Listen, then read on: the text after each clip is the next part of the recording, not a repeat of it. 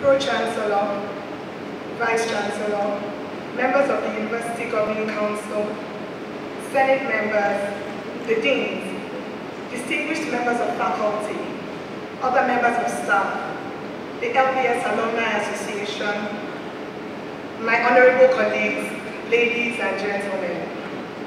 I consider it a great privilege to be able to stand here today to address this August gathering. It's been 21 long but short months, although it seems like just yesterday when we started our workshop classes.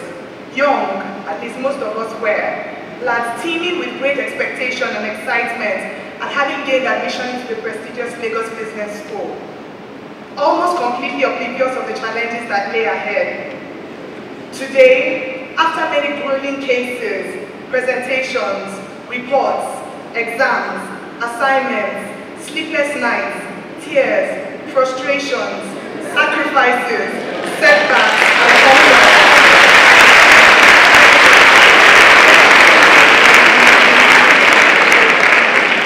we gather together with all humility, a crop of seasoned professionals ready to take on the world and expand the frontiers of business knowledge and practice.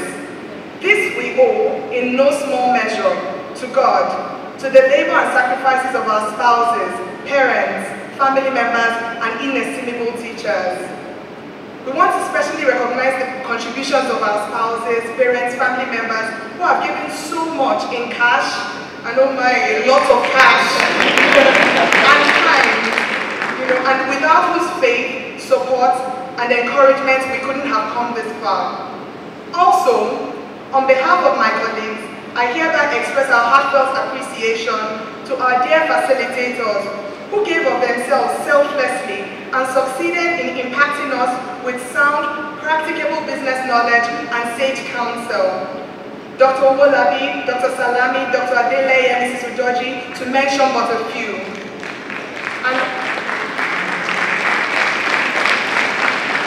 And all the staff of Lagos Business School who have contributed towards making this dream a reality. We owe you a great debt of gratitude for your tireless service, patience, and your faith in our abilities. To my fellow colleagues, it's been a great honor spending these last 21 months together. We have shared together our victories, sorrows, disappointments, conquests, joys, shame, and pride. Countless hours spent in case analysis, lectures, group discussions, and sleepless nights have borne the fruits that we call today. As we approach the dawn of a new era in our lives, one that will see us inevitably separated, there is no more apt occasion than now to share these thoughts with each other. We are some of Nigeria's brightest and finest minds, and as such, there lies on our shoulders great responsibility. We could not have come at a better time than this, as our nation goes through so much political and socio-economic transformation. The future of this nation depends in no small measure on the quality and depth of our contribution. The future is ours. The world also beckons, as seated in this room are people with potential to solve global problems, solutions to the world's business problems, policy formulators, economists, entrepreneurs, captains of industries, business dons, etc. However, it is incumbent upon us to develop our potential and to strive for excellence in all that we do. We must take the responsibility for our world and strive to make a difference.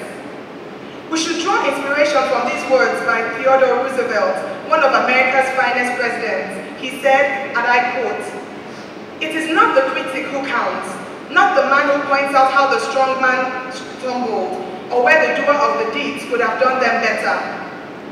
The credit belongs to the man who is actually in the arena, whose face is marred by dust and sweat and blood, who strives valiantly, who errs and comes short again and again, who knows the great enthusiasms, the great devotions, and spends himself in a worthy cause, who at best knows in the end the triumph of great achievement, and who at worst, if he fails, at least fails while daring greatly, so that his place shall never be with those cold and timid souls who never know victory nor defeat."